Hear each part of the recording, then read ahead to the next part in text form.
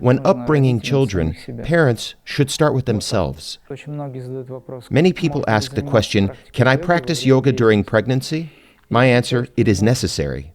It is very important for a woman practicing yoga to endow the baby's consciousness with the elements of the higher consciousness, for its body to form correctly.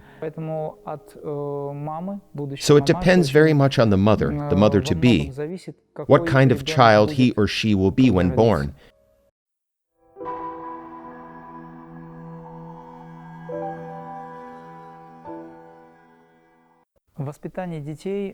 Parenting is as difficult as it is easy. Why? For the difficulty is that parents don't know how to raise children.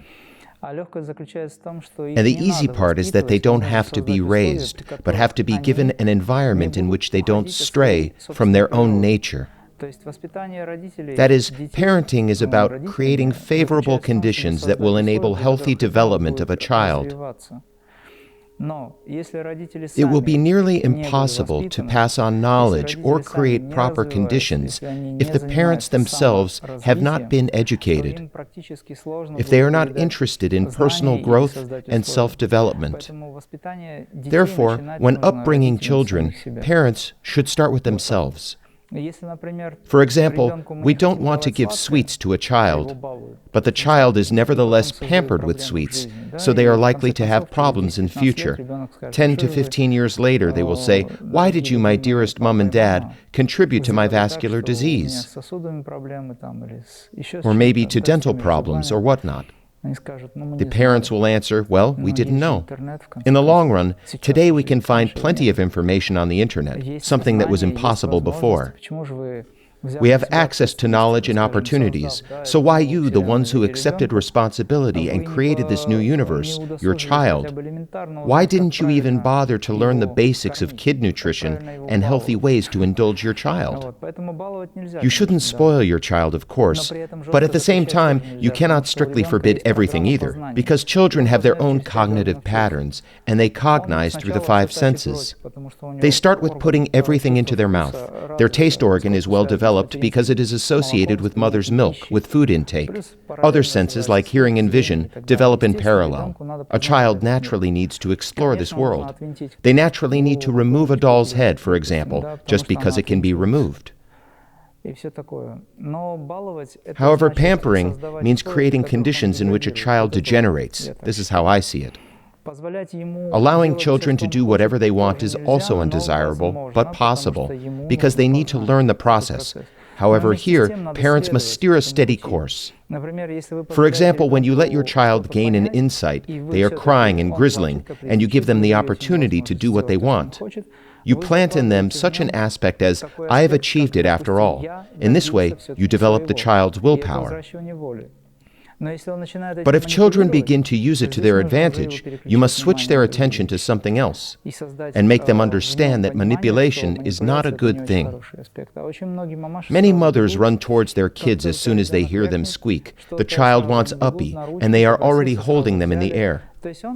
I mean, children reach the point where they are allowed to do anything.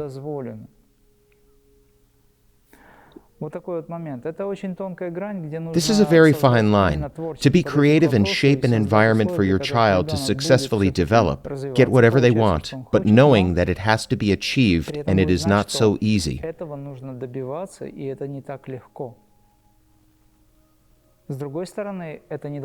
On the other hand, it shouldn't be complicated, because our life must be effortless. These conditions are created for us, in which we have to strain very hard to achieve something.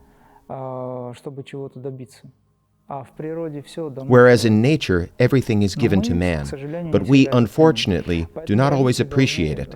That's why parents should educate themselves. They have to start with themselves. If we don't offer sweets to our child, we should not eat them either. We must follow this rule at all times, because the child will see that you say, "Eat a candy," while they are not allowed to. It can lead to contradictions, resentments, and so on. Therefore, it is necessary for parents to practice self-development. Parents need to prepare for the arrival of the higher soul.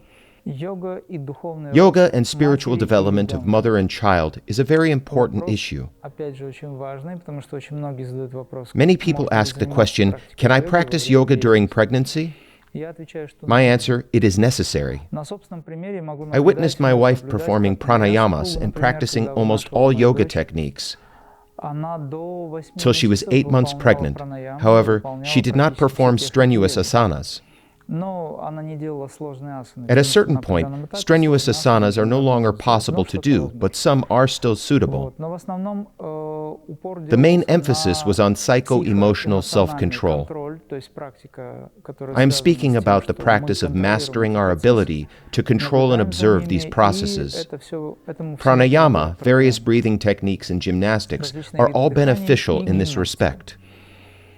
That's why it is very important to practice yoga.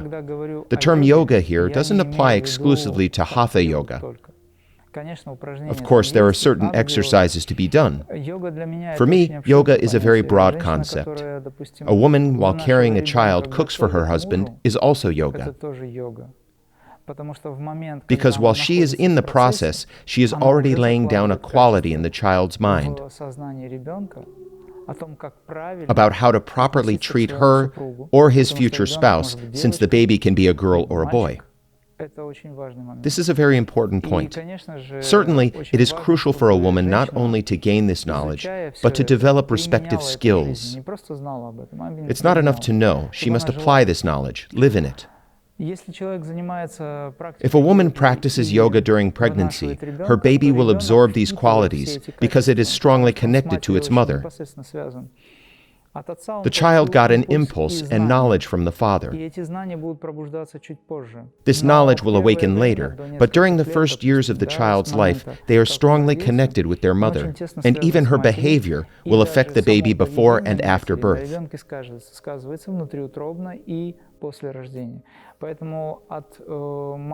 So it depends very much on the mother-to-be, what kind of child he or she will be when born, and what kind of consciousness this child will have. Whether the child will behave to her satisfaction, or have a good or bad behavior from the emotional perspective. It is very important for a woman practicing yoga to endow the baby's consciousness with the elements of the higher consciousness, for its body to form correctly. Everything is interconnected because mental power is energy. It strongly affects the baby's psycho-emotional, physical, and protein bodies. This approach is very good.